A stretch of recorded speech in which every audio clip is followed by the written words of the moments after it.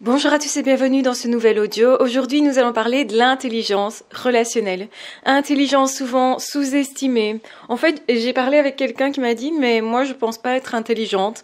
Et de un, je trouvais déjà pas ça très vrai, simplement parce que elle estimait qu'elle n'était pas très cérébrale, donc il y a plein de formes d'intelligence, et l'intelligence manuelle en est une. Donc, et en plus, je n'ai jamais eu de problème pour discuter avec elle de plein de choses, donc c'est quelqu'un qui comprend très vite. Donc pour moi, c'est une forme plutôt haute d'intelligence, dont elle n'avait pas elle-même conscience. Et en plus, je lui ai répondu, mais toi, tu as une intelligence sociale qui est particulière, une intelligence relationnelle qui est particulière, dans le sens où moi, j'estime qu'elle a vraiment le chic avec les gens, donc qu'elle a beaucoup été en contact avec beaucoup de personnes et qu'elle a développé de réelles aptitudes à ce niveau-là. Donc, elle sait se positionner par rapport aux personnes et elle sait détecter pas mal de choses au niveau du non-verbal, du comportemental. Et donc, c'est une forme d'intelligence. C'est une forme d'intelligence qui est même analytique et qui donc, du coup, est aussi cérébrale, hein, et qui, certes, est presque plus importante que nos connaissances. Pourquoi je dis presque plus importante? Ça veut dire que dans plein de boulots, vous allez être engagé et on va vous garder pour votre côté social, pas vraiment pour vos connaissances intellectuelles. C'est ça que je veux dire. Je ne dis pas que vos connaissances ne jouent pas dans la balance, bien sûr, on en a tous, et plus on va s'y connaître dans un domaine dans lequel on est engagé, et plus forcément ça va aider à pratiquer tel ou tel boulot avec, en tout cas, compréhension, avec lucidité, etc. Donc vous allez aussi, quand vous avez de l'intelligence relationnelle, comprendre ce que l'autre attend de vous. Et c'est vraiment quelque chose qui est capital et souvent sous-estimé.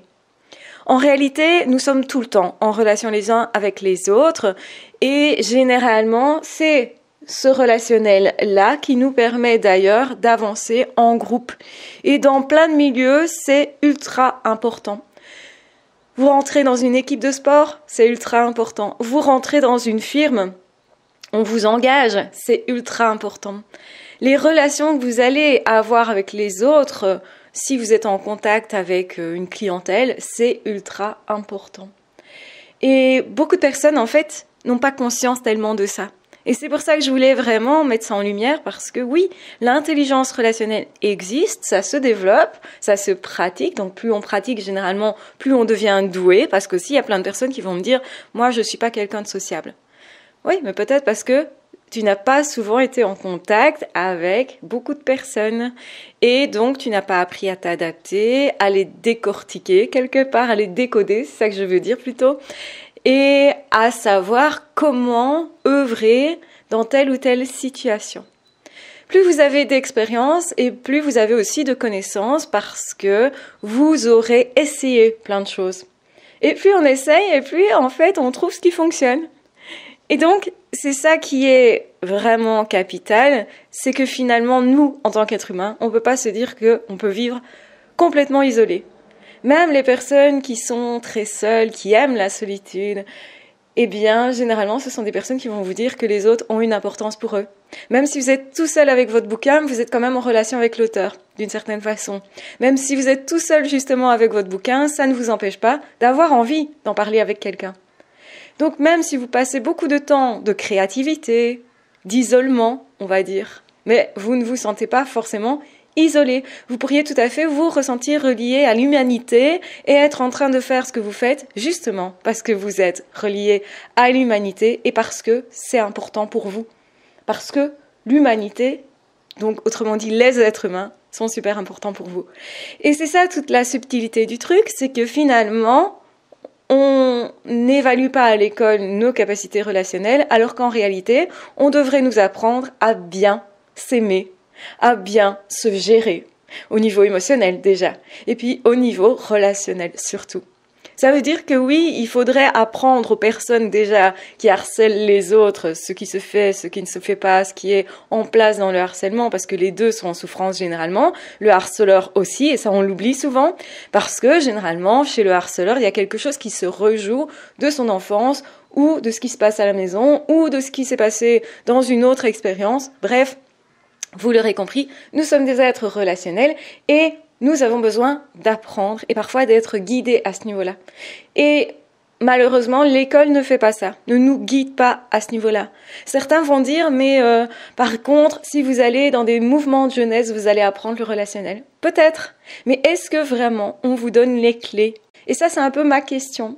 Moi, je pense sincèrement que ce qui manque à l'école, c'est qu'on vous apprenne à être heureux, à vous respecter vous-même et à justement pouvoir négocier avec les autres, à être en relation avec les autres, avec toutes les difficultés que ça comporte. Parce que plus vous apprenez ça vite, et moins vous serez désemparés. Il y a plein d'êtres humains adultes qui sont désemparés parce qu'ils se disent « je ne sais pas comment faire avec les autres êtres humains ». Et on peut voir par exemple que c'était des enfants peut-être uniques, qui restaient beaucoup à la maison ou qui étaient empêchés par les parents d'avoir beaucoup de contacts parce que dans leur famille ça ne se fait pas.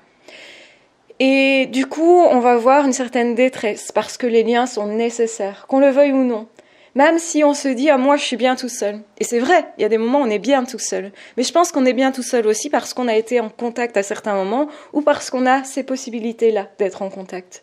Donc en tant qu'être humain, nous cherchons le contact et les contacts gratifiants, qualitatifs, donc où on peut vraiment échanger et partager. Et je pense sincèrement que c'est une source de bonheur. La plupart du temps, c'est vraiment une source de bonheur pour les deux. En tout cas, c'est comme ça que ça devrait se passer. Donc les deux ont envie d'être en contact, ne se forcent pas pour le contact, au contraire, ils vont y prendre plaisir. Et donc du coup, les deux en retirent un bénéfice. C'est ça une bonne relation.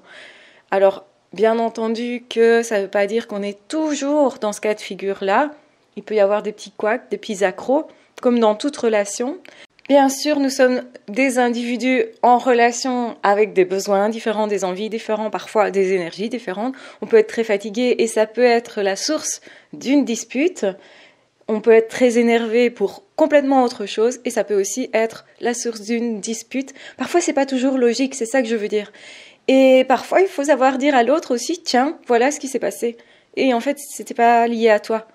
Mais je te le dis, justement, pour réparer, en fait, ce qu'on a vécu de peut-être négatif. Pas toujours facile à faire, mais utile, en tout cas. Et donc oui, ça fait partie de l'intelligence sociale que de savoir revenir vers l'autre et de savoir comment. Et beaucoup de personnes, justement, quand ils sont amoureux, sont désemparés parce qu'ils constatent qu'ils ne savent pas faire, qu'ils ne savent pas comment. Et ça vient juste d'une chose, non pas d'une réelle compétence, mais plutôt d'un manque de pratique. Si vous voulez devenir doué quelque part, eh bien pratiquez. Et cela aussi dans les relations humaines. Et ça, généralement, ça ne va pas de soi. La plupart des gens sont étonnés quand on leur dit ça. Mais ça s'apprend. Tu sais, l'amitié, ça s'apprend. L'amour, ça s'apprend. Les relations, ça s'apprend. Le fait de gérer un groupe d'individus, ça s'apprend. Le fait de aussi se positionner par rapport à certaines personnes, eh bien oui, ça s'apprend. Tout en fait s'apprend. Et donc faites vos apprentissages. N'évitez pas sous prétexte que vous ne connaissez pas tout, sous prétexte que vous avez peur peut-être de vous-même, de vous planter ou de faire mal. Faites des expériences parce que c'est à partir de là que vous saurez aussi tirer un bénéfice, si vous voulez, relationnel et au niveau aussi de vos aptitudes, de vos connaissances. Donc ça se développe. À la base, on a tous été créés, êtres humains, pour être en contact, pour être en relation. Ça ne veut pas dire que on choisit toujours des bonnes relations, ça ne veut pas dire que on est toujours au clair sur nos propres émotions. Parfois, c'est compliqué d'apprendre à dire ses émotions et à les identifier avant coup. Donc ça fait partie du relationnel et de l'intelligence relationnelle. Donc, peut-être que vous faites partie de ces personnes qui avaient une grande intelligence relationnelle, mais qui n'en avaient pas forcément conscience. Donc oui, ça fait partie de l'intelligence, c'est super important dans plein de situations. Si vous avez juste des connaissances, vous êtes vraiment efficace dans un domaine, si vous ne savez pas vous intégrer, il est probable qu'on ne vous engage pas ou qu'on ne vous garde pas, justement à cause de ça.